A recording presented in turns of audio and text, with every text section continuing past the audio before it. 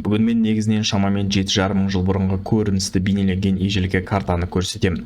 Сондай-ақ Қазақстан аумағына да тоқталамыз. Сонда сіздер шамамен 7,5 мың жыл бұрынғы ежелгі түркілердің өмірі мен Қазақстан аумағында қандай өзгерістер болғанын көретін боласыздар. Сонымен қатар қазіргі уақытта батып кеткен ежелгі материктің аумақтарын да көресіздер.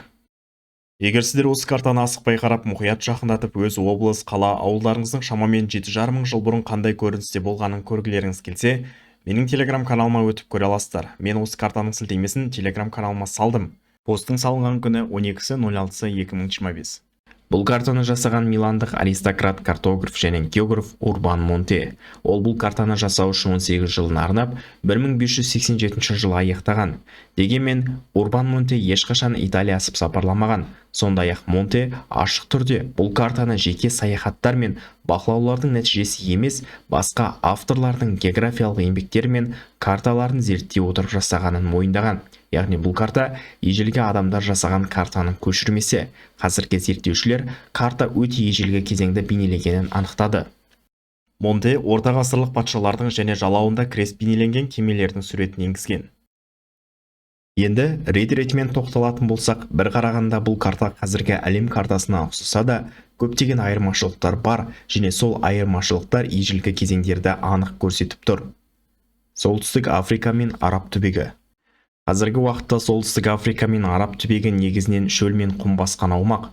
Араб жерлерінің қайта жасыл желекке айналуы ақыр заман белгісі болып табылады. 1980 жылдардан бастап араб жерлері біртіндеп қайта жасылданып ақыр заман жақындағанын көрсетіп жатыр. Картада Солтүстік Африканың біраз бөлігі мен Араб түбегі жасыл желек болып тұрғанын байқауға болады. Бұл жағдай ғылымда дәлелденген.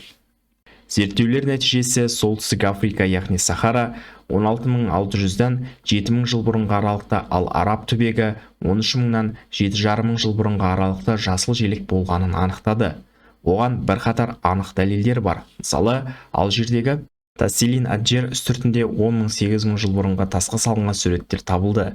Онда қазіргі негізінен Африканың оңтүстігінде мекендейтін қолтырауын буйвол арыстандардың суреті табылды. Бұл жағдайлар кезінде бұл аумақта шөл емес, осындай жануарларға қолайлы климат болғанын көрсетеді.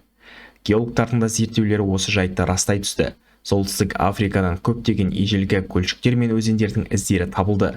Мынау картаны қарайтын болсақ, осы ежелгі көріністерді байқаймыз. Мысалы, бұл жерде көптеген көлшіктер мен өзендер бейнеленген, және ағаштардың да молынан өскені байқалады. Бұл көрініс қазіргі археологтар тапқан ежелгі өзендер мен көлшіктердің болғанын растайды. Солтүстік Африканың ауқымды бөлігі көкжасыл болса да, біраз бөлігі сарғая бастағаны байқалады. Бұл жағдай біртіндеп шөлге айнала бастағанын білдіріп тұр. Орта Азия және Қазақстан. Енді біздің отанымыз Орта Азияға назар аударатын болсақ, бірінші кезекте көзге Каспий теңізі түседі. Бұл жерде Каспий теңізі мен Арал теңізі бірігіп кеткенді байқауға болады. Каспий мен Аралдың кезінде үлкен болғанын қазіргі ғылым растады. 7,5 мың жыл бұрын шамамен Атырау облысының оңтүстігі мен Атырау қаласы, Маңғыстау облысының оңтүстігі мен батысы су астында болды. Арал теңізі де үлкен аумаққа созылды, әсіресе Қызылорданың оңтүстігі мен оңтүстік батысы су астында болды. Қазіргі уақытта Арал теңізіне Сырдария мен Әмудария құйса, Каспий теңізіне Еділ, Жайық, Терек, Сулак, Кура, Самур өзендері құяды, яғни Аралға 2, Каспийге 6 өзен құяды, жалпы саны 8 өзен. Ал бұл картада Каспий мен Аралдан біріккен теңізге жалпы саны 23 өзен құйғанын байқауға болады. Мынау жердегі өзенді қарасақ, өзендер өзара байланысу арқылы Парсы шығанағына жеткенін байқауға болады. Парсы шығанағы дегеніміз Араб түбегі мен Иранның ортасында орналасқан Үнді мұхитының жалғасы. Яғни, кезінде Каспий мен Арал бір үлкен теңіз болған. Ол теңізге 23 өзен құйған. Сондай-ақ өзен жолдары арқылы Үнді мұхитымен де жалғасқан. Салдарынан осындай үлкен көлемдегі теңіз Қазақстанның батысы мен оңтүстік батысының біраз бөлігін және Өзбекстан мен Түркменстанның да кейбір бөліктерін су астында қалдырған. Келесі кезекте Қазақстан аумағында көптеген қалалар болған байқауға болады. Қазіргі уақытта Қазақстанның негізгі бөлігі айтарлықтай шөлді және шөлейтті аумақ. Қазіргі адамдар шөлейтті аумақта еш қиналмай тұра алса да, көшпенді қазақтарға бұл мүмкін емес еді. Қазақстанның басым көпшілігін қамтыған шөлді құмды аумақтарда жайшылықта адам қоныстанбаған.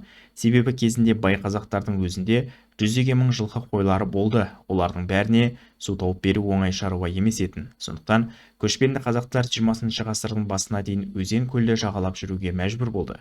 Қазақтар негізінен су мол, адам мен малға жайлы болған Жетісу, Ертіс, Сыр бойы, Каспий мен Еділ жайық аралығында көптеп шоғырланды. Қалалардың бой көтеріп, елді мекендердің көптеп қоныстануына әсер ететін маңызды фактор судың, яғни өзен көлдердің болуы. Ал бұл картада Қазақстан аумағында көптеген өзендердің әр тарапқа жайылғанын байқауға болады. Салдарынан Қазақстан аумағында көптеген қалалар бой көтергені байқалады. Ежелгі қазақтарға назар аударатын болсақ, олардың көшпенді болғанын бірден байқауға болады. Олар бізге белгілі домалақ киіз үй емес, шатыр секілді жиналмалы үйлерде тұрғаны байқалады. Негізінен шатырларда тұру Сібір түркілерінің арасында кеңінен таралған. Шатырларға ұқсас баспаналар Америка үндістерінің кейбірінде де таралған. Картаны солтүстік Америкаға апарсақ, Америка үндістерінің де баспаналары түркілердікіне ұқсас. Жалпы киіз үй шатырмен салыстырғанда заманауи жайлы әрі жетілген баспана ретінде саналады. Бірақ киіз үйді орманда тұрғызу ыңғайсыздау, себебі талдардың тығыз орналасуы, одан бөлек көптеген бұтақтар үлкен аумаққа созылып баспана тұрғызуға қиындықтар туғызады. Ал шатыр үлкен аумақты алмайтындықтан орманда, тундрада тұрғызуға өте қолайлы.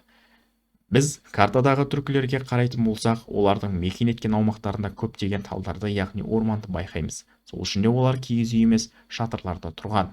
Сондай-ақ ежелгі қазақтар қос дөңгелекті және төрт дөңгелекті арбалар қолданғандығын байқауға болады. Қола дәуірде Қазақстан аумағында қос дөңгелекті арбалар кеңінен таралып, қазақтар арбаны көшуден бөлек әскери істерге пайдаланған. Қазақстан аумағынан және оған жақын орналасқан Ресей аумағынан көптеген арбалар табылды. Сібір мен Қиыр Шығыс. Сібір мен Қиыр Шығыста түркілердің қонысы. Картадан Сібір мен Қиыр Шығыстың жасыл аймақ болғанын көреміз. Қазір бұл аумақтар адам тұруға өте қолайсыз және өте суық аймақтар. Якутия әлемдегі ең суық аймақтардың бірі, дегенмен осыдан 9000 мен 5000 жыл бұрынғы аралық голоцендік климаттық оптимум кезінде Сібір мен Қиыр Шығыста климат өте жайлы болған. Тіпті қазірге солтүстіктегі қатал тундраның өзінде ағаштар жайқалып көк жасыл аймақ болатын. Археологтар Ямал мен Таймырдан адам қоныстардың іздерін тапты. 7,5 мың жыл бұрынғы бұл картада дәл сол көрініс, бұл аумақтар жасыл әрі жылы екені көрсетілген. Аляска мен Канада. Қазіргі уақытта солтүстік Америка материгінің солтүстік бөлігі, яғни Аляска мен Канаданың солтүстігі өте суық, қар басқан және адам баласына тұруға қолайсыз. Ал бұл картадан кезінде Аляска мен Канаданың жасыл желек болғаны байқалады. Жоғалған материктер мен батып кеткен жерлер. Жапония. Жапонияның аумағы кезінде үлкен болғаны, кейін бір бөлігі батып кеткені анықталды. 1985 жылы Жапонияның оңтүстік батысында Йонагуни аралының маңында 25 метр тереңдікте су асты құрылымдары табылды. Бұл суреттен сіздер сол көріністерді көріп отырсыздар. Ол жақтан террассалар, баспалдақтар және пирамида табылды. Пирамида құрылысы Америка материгіндегі ежелгі пирамидаларға өте ұқсас. Осы ежелгі құрылыстарды зерттеген профессор Масааки Кимура бұл нысандар 10 мың жылдан астам бұрын салынған деп топшылады. Бұл құрылыстардың тағы бір ерекшелігі баспалдақтар адам бойымен шамалас, яғни бұл батып кеткен қалада алып адамда тұрғанын айғақтайды. Жапонияға жақын аумақтан бұл батып кеткен аумақтан бөлек Якусима аралының маңынан 10 метр су астынан ежелгі балқарағай орманы табылды. Сондай-ақ Окинава аралының маңынан батып кеткен тастан жасалған құрылыстар, террассалар мен жолдар табылды. Бұл жағдайлардың барлығы картада көрсетілген ежелгі Жапонияның әлдеқайда дәу болғанын дәлелдейді. Ежелгі жапондар Америка үндістермен қандай да бір байланыста болуы мүмкін, себебі жаңа айтқанымдай, Йонагуни аралының маңында табылған су астындағы пирамидалар Америка пирамидаларына өте ұқсас. Картадан да біз ежелгі Жапонияның Америка материгіне дейін жететін көлемді болғанын байқай аламыз. Антарктида, Австралия, Зеландия. Бұл картаның тағы бір ерекшелігі бізге пішіне таныс Австралия мен Антарктида жоқ. Оның орнына Антарктида, Австралия және Зеландия материгі бірігіп үлкен бір континентті құрап тұр. Сондай-ақ Антарктиданың қар баспаған және оңтүстік Америкаға қазіргіден де өте жақын орналасқан. Бұл жайтты да ғылым растады. Бұрынғы заманда Австралия, Антарктида, Зеландия материктері бір бүтін болып кейін келе бөлініп кеткен. Қазіргі уақытта Зеландия материгінің 94% суға батып кеткен, қалған 6% бізге белгілі болған Жаңа Зеландия мен Жаңа Каледония. 2017 жылы геолог мамандардың зерттеулерінің негізінде батып кеткен Зеландия ресми түрде материк ретінде саналды. Зеландия материгінің аумағы шамамен 4,9 миллион квадрат километр. Бұл шамамен қазіргі Австралияның 3/2-сіндей, яғни Зеландия дегеніміз Австралияның қасында орналасқан батып кеткен материк. Картада сол үшеуінің бір бүтін болып тұрған кезі бейнеленген. Гиперборея. Келесі батып кеткен жер Гиперборея, яғни қазіргі Арктикада орналасқан үлкен аралдар тізбегі немесе архипелаг. Гиперборея қазіргі Евразия мен Солтүстік Америка материктеріне жақын орналасқан. Гипербореяның қазіргі сақталып қалған бөлігі Гренландия. Қалған басым көпшілігі су астына батып кеткен. Қазіргі Гренландия мен Сібір және қиыр шығыс халықтары генетикалық тұрғысынан өте жақын екені анықталды. Мысалы, Гренландияның байырғы халқы инуиттер, яғни эскимостар. Сібірдегі чукча және коряктар генетикалық туысқан болып шықты. Өздеріңіз ойлап көріңіздер. Бұлардың арасы өте үлкен қашықтық, олардың жайшылықта бір-бірімен байланысып туыс болуы өте қиын. Оларда солтүстік мұзды мұхитты жарып өтетін ғажап кемелері болмады. Ақылға қонымдысы бұлардың барлығы кезінде Гиперборея арқылы Сібірден Аляска мен Гренландияға өтіп, сол арқылы өзара байланысқан, тіпті бір ұлт болған. Олардың генетикасы мен түр әлпеті өте ұқсас. Гиперборея су астына кеткенде бұлар бір-бірінен алыстап мыңдаған километр аумақта ажырап қалды. Сондай-ақ Гипербореяның көкжасыл болғаны байқалады. Гиперборея арқылы Евразия халықтары Солтүстік Америкаға оңай өткен. Сонымен картаны қорытындылап айтатын болсақ, біріншіден, Урбан Монте бұл картаны ежелгі деректерге сүйене отырып жасағанын мойындағанымен бірқатар өзгерістер енгізген. Мәселен, жалауында крест бейнеленген кемелер мен орта ғасырлық патшалардың суреттерін қосқан. Сондай-ақ картада көрсетілген жер су атауларын өз түсінігіне сай жазған. Мемлекеттердің орналасқан аумағын белгілеуде кейбір тұстарда қателікке бой алдырған.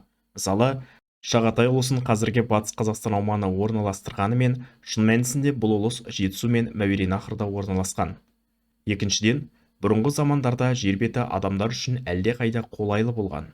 Бүгінде адам өміріне жайсыз саналатын Сібір, қиыр шығыс, Гренландия, Аляска, Канаданың солтүстігі мен Сахара секілді өңірлерде халық аз қоныстанған. Ал Антарктида тіпті адам тұруға жарамсыз. Алайда шамамен 7,5 мың жыл бұрын бұл орасан зор аумақтар адамдарға едәуір қолайлы болған. Үшіншіден, жердің аумағы да кеңірек болған. Суға кеткен Гиперборея, Зеландия, Жапонияның біраз бөлігі және жасыл Антарктида бәрі де адамзаттың қоныстану мүмкіндігін кеңейткен өңірлер болған. Осы картаның сайтын видео астындағы телеграм каналыма қалдырдым.